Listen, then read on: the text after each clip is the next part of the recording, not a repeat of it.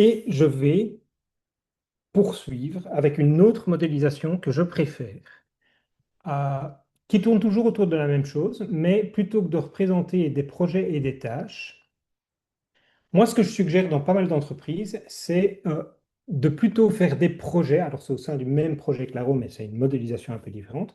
On va plutôt faire des projets et des besoins. Et les besoins, c'est quoi? C'est à la limite même pas un responsable, on peut attribuer. Mais c'est surtout pour un projet, en début de projet, j'ai un besoin du département de création avec un estimatif total, j'ai besoin d'environ 90 heures, ce qui me donne, et là je l'ai calculé, 0,59 équivalent temps plein. C'est même pas vraiment important, au pire on ne le calcule pas, on peut le faire sur les heures.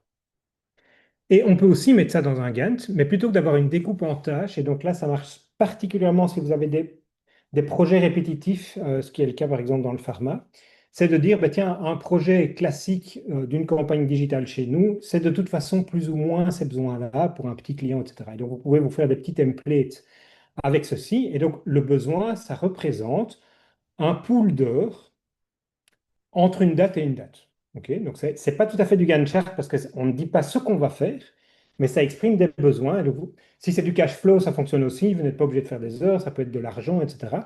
Et on va regarder ce qu'il y a moyen de faire avec cette modélisation-ci.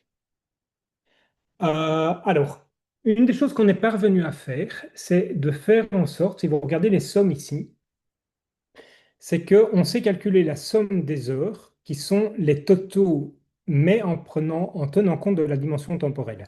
Quitte à avoir, même si on a différents types de besoins. Par exemple, ça, c'est un nombre d'heures total. Et donc, si je bouge la barre, ces heures vont, je vais le faire comme ça. Là, j'ai 15 heures. Regardez les colonnes où il y a pas grand-chose. Comme ça, on a la somme. Ici, on va répartir l'effort dans le temps. Et donc, c'est décider d'avancer moins vite, de mettre moins d'efforts sur le projet, mais on sait que l'effort total est globalement bien estimé. Ok. Ça, c'est un type. Tandis que vous pouvez très bien décider de dire, mais j'ai aussi besoin, par exemple, d'un chef de projet de manière hebdomadaire. Et là, les 4 heures, elles vont se répéter chaque semaine. Donc ici, oups, pardon, bah, très bien, 4 heures, 4 heures, 4 heures, 4 heures. Et donc, en fait, ici, évidemment, c'est du temps qui n'a pas été estimé globalement, mais qui va dépendre du nombre de semaines sur lesquelles le projet va être déroulé.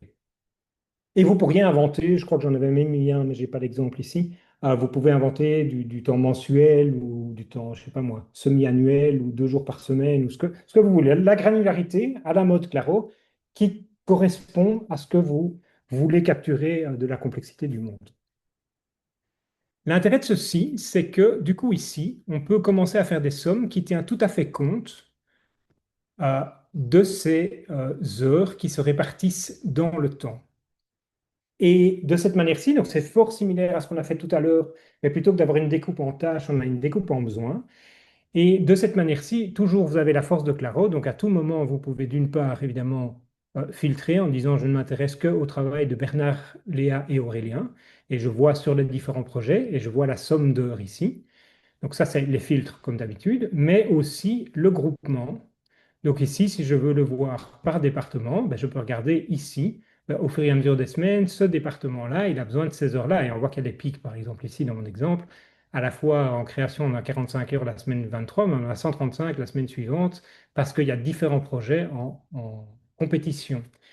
Et on peut évidemment voir ici par personne responsable en disant, bah, tiens, Bernard, sur quoi est-ce qu'il travaille et le long des semaines ou des mois. Et donc, les heures vont se mettre à jour automatiquement, hein. Donc, c'est vraiment le principe, c'est de dire, on ne veut pas avoir à refaire des formules, etc. On a écrit la formule une fois et on utilise la force de Claro de voir les données de manière à ce que les formules soient justes. Ça, c'est garanti. Sinon, ça n'aurait pas beaucoup d'intérêt. Et donc, on peut voir ça ici dans un Gantt. Mais de nouveau, vous pouvez évidemment prendre la même chose dans le temps avec un chart en regardant, ben, tiens, par semaine, les différents départements ou les différents, mais là, ça va pas être terrible, je crois, parce qu'il y a un peu trop de gens, ou les différentes personnes. Ici, je l'ai mis en équivalent temps plein, donc on pourrait le mettre en somme d'heures, mais ça peut être en équivalent temps plein basé sur cette somme d'heures, ça va fonctionner aussi. Et donc ça vous permet quand même de chercher à répondre à ces questions. Est-ce que par département, alors je n'ai pas été jusqu'à modéliser les départements et le nombre d'heures qu'ils ont, parce que généralement on le sait, c'est écrit quelque part, on pourrait aller plus loin. Mais c'est de vérifier dans le temps, en fonction des hypothèses qu'on a, est-ce qu'on va savoir tenir la charge. Alors c'est ça que je voulais vous montrer. Ça fonctionne pas trop mal. Euh, et c'est même temps réel, donc, parce que ça nous avait été demandé dans cette entreprise pharmaceutique, si vous prenez votre charte comme ceci et que vous décidez de prendre des décisions sur vos projets, par exemple de dire, ben, vous savez, étant donné qu'on a trop, si je mets, oui, c'est bien comme ça. Étant donné on a trop en juin, on pourrait décider de reprendre tout ce projet-là et de le reculer dans le temps en disant, bah, tiens, on va finalement reculer ça de 4 semaines. Hop, et vos graphes seront recalculés en temps réel. Donc, ça veut dire que vous pouvez quelque part faire quand même un petit peu de modélisation. Moi, je le ferai plutôt sur des besoins, sur des tâches, et permettre à des chefs de projet ou au RH de chercher à répondre à des questions en ayant un outil qui est en réel et qui quantifie quand même un petit peu. Voilà. Je pense qu'avec ça, je vous ai tout montré. Ah oui, non, peut-être une dernière chose. C'est qu'évidemment, vous allez peut-être me dire, oui, mais ici, finalement, on a modélisé des besoins, mais on ne sait plus qui travaille sur quoi. Est-ce qu'on doit faire des tâches en parallèle? Alors moi, une des choses que je propose sur les projets dans les entreprises où je bosse, c'est de sortir de ces listes de tâches à rallonge dans lesquelles on est et de plutôt en parallèle à cette réflexion sur les besoins, qui travaille sur quel projet et combien d'heures par semaine ou par mois ou au total, et de coupler ça avec toujours pour les différents projets, avec plutôt des boards de milestones qui fonctionnent plutôt mieux que les tâches, dans lesquels vous mettez vos projets en colonne et vous avez c'est pas des tâches, c'est des milestones. Du coup, ici, en disant, bah, tiens, à tout moment sur chaque projet, on sait quel est le milestone suivant, on sait qu'on veut arriver à ceci, sous la direction, par exemple, de quelqu'un.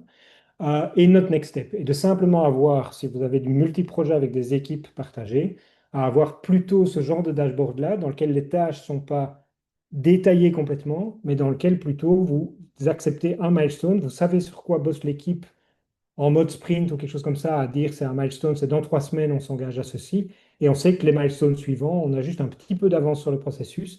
Et là-dessus, de nouveau, vous pouvez chercher à quantifier un petit peu pour voir ben, sur ces milestones comment ça quantifie et est-ce que ça correspond au final à la répartition qu'on a fait sur les projets en termes de besoins d'heures, etc. Voilà. Alors bien sûr, si vous souhaitez faire ça dans Claro, etc., comme on sait que ça marche là, c'est fluide, c'est pas très compliqué non plus, mais bien entendu que si vous avez besoin d'un petit coup de main, en particulier pour les formules, ou si vous voulez repartir de ce template-ci en en faire quelque chose, vous prenez contact avec Marc ou moi et on se fera un plaisir de vous donner accès ou de vous aider à configurer Claro.